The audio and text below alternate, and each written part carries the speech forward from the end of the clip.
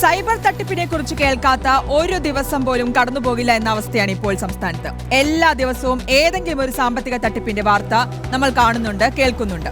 മുന്നറിയിപ്പുകളും ഉദാഹരണങ്ങളും ചുറ്റുമുണ്ടായിട്ടും തട്ടിപ്പുകൾക്ക് മാത്രം ഒരു കുറവും സംഭവിച്ചിട്ടുമില്ല.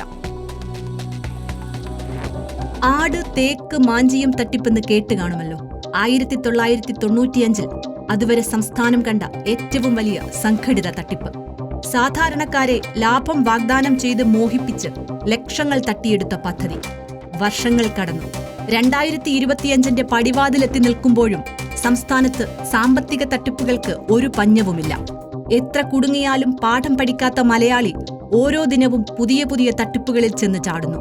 മണി chain, insta loan, job trade തുടങ്ങി ഡിജിറ്റൽ അറസ്റ്റിലെത്തി നിൽക്കുകയാണ് സൈബർ തട്ടിപ്പിന്റെ പുതുലോകം. അതിവേഗം ഇന്റർനെറ്റ് പുരോഗതി കൈവരിച്ച കേരളത്തിൽ സ്മാർട്ട് ഫോൺ ഉപയോഗിക്കാത്തവരായി വളരെ കുറച്ചാളുകൾ മാത്രമാണുള്ളത്. സൈബറിടത്തിൽ പതുങ്ങിയിരിക്കുന്ന ചതിക്കുഴികളെക്കുറിച്ചറിയാത്തവരെ കാത്തിരിക്കുന്നത് തട്ടിപ്പുകളുടെ വലിയ കെണികൾ. ചുരുങ്ങിയ സമയം കൊണ്ട് ലക്ഷങ്ങൾ സമ്പാദിക്കാം, യൂട്യൂബ് വീഡിയോ കണ്ട് വരുമാനമുണ്ടാക്കാം തുടങ്ങിയ പ്രലോഭനങ്ങളിൽ മയങ്ങി തട്ടിപ്പിനിരയായവർ അനവധി. ചെറിയ തുകകൾ അക്കൗണ്ടിലെത്തുകയും അത് വിശ്വസിച്ച് തിരികെ പണം നിക്ഷേപിച്ച് കുടുങ്ങുകയുമായിരുന്നു തട്ടിപ്പിന്റെ ആദ്യകാല രീതി.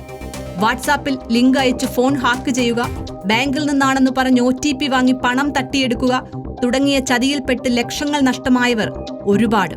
തൊഴിൽ രഹിതരും അധ്യാപകരും ഡോക്ടറും തുടങ്ങി എല്ലാ മേഖലയിലുമുള്ള ആളുകൾ ദിനംപ്രതി തട്ടിപ്പിനിരയാകുന്നു. ഇന്ന് ഏറ്റവും കൂടുതൽ നടക്കുന്നത് ഡിജിറ്റൽ അറസ്റ്റ്, കൊറിയർ തട്ടിപ്പാണ്.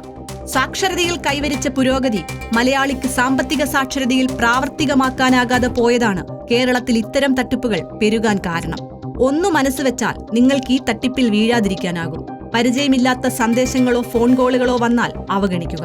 ഉടൻ തന്നെ പരാതി നൽകാനും ശ്രമിക്കുക. ഓൺലൈനായി ബാങ്കുകളോ സ്ഥാപനങ്ങളോ പോലീസോ നിങ്ങളോട് പണം ആവശ്യപ്പെടില്ല.